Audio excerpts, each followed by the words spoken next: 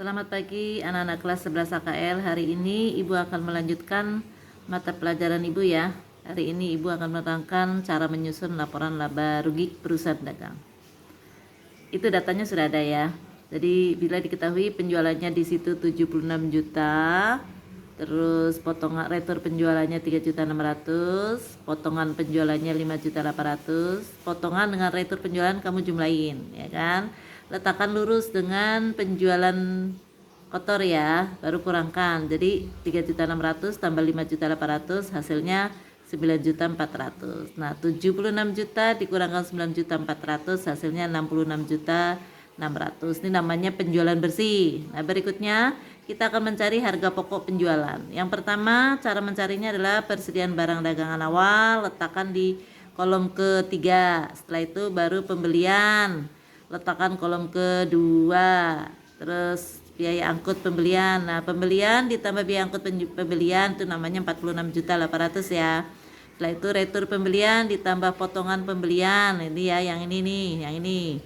Hasilnya ini. Nah, jumlah 46.800.000 kurangkan dengan 3 juta, hasilnya ini. Ini namanya pembelian bersih. Setelah itu 24 juta ditambah 43 juta, itu hasilnya barang yang siap dijual. Setelah itu ada persediaan barang dagangan akhir, kurangkan. Jadi barang yang siap dijual dikurangkan persediaan akhir, dapatlah harga pokok penjualan ya. Harga penjualan, harga pembeli penjualan bersih dikurangkan harga pokok penjualan. Ini kalau atasnya lebih besar, bawahnya lebih kecil, dapatnya laba kotor ya. Kalau misal atasnya lebih kecil, misal di sini katakanlah 10 juta dikurangkan 24 juta, dapatlah rugi kotor ya. Terus berikutnya, nah ini nanti ada biaya-biaya yang biaya operasional itu ada dua, bagian penjualan dan bagian administrasi umum. Nah, bagian penjualan apa contohnya? Pokoknya semua beban yang ada kata-kata belakangnya penjualan nih, kata-kata penjualan, atau beban yang belakangnya ada tokonya plus beban iklan. Nah, ini Bu kasih contoh cuma 3 saja. Beban iklan, beban gaji bagian penjualan, beban penyusunan peralatan toko gitu ya, jumlahnya ya. Jumlahin, letakkan di sini. Terus beban administrasi umum itu ada kata-kata beban yang ada kata-kata beban bagian administrasi. Nih yang administrasi nih, dan beban apapun yang belakangnya ada kata-kata kantor. Nah, ini Ibu kasih contoh juga 3. Nih ya, jumlahin semua, letakkan di sini. Nah, ini yang penjualan ditambahkan beban penjualan, tambahkan beban administrasi, namanya total biaya operasi. Nah, kalau sini dapatnya laba, sini beban operasi kurangkan. Tapi kalau sini rugi, ini kan tadi ada Ibu kasih contoh rugi ya.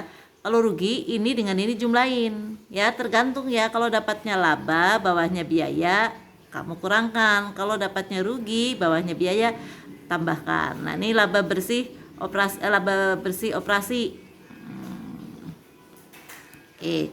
Setelah itu baru ada pendapatan dan biaya di luar usaha atau di luar operasi. Nah, ini biasanya pendapatan dulu. Nah, di sini ada laba penjualan aktiva, itu kan pendapatan ya, pendapatan bunga nih ditambahin.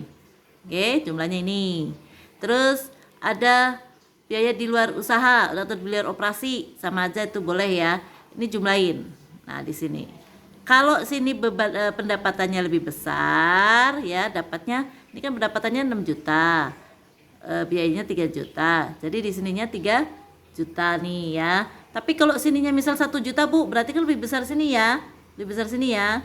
Itu di sini kamu kurangkan, letaknya katakanlah di sini 1 juta ya, ininya 3 juta, diletakkannya 2 juta. Tapi karena ini di sini lebih besar 6 juta 3 juta, jadi di sini 3 juta. Nah, di sini kan laba, di sini pendapatannya lebih besar, tambahin.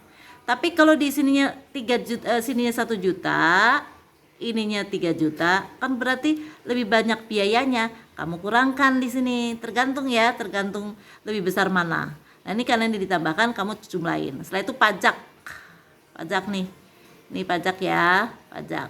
Baru laba bersih sebelum pajak, kurangkan pajak, hasilnya ini. Itu saja untuk laporan rugi laba. Nanti Ibu berikan kamu soal, nanti dikerjakan seperti biasa.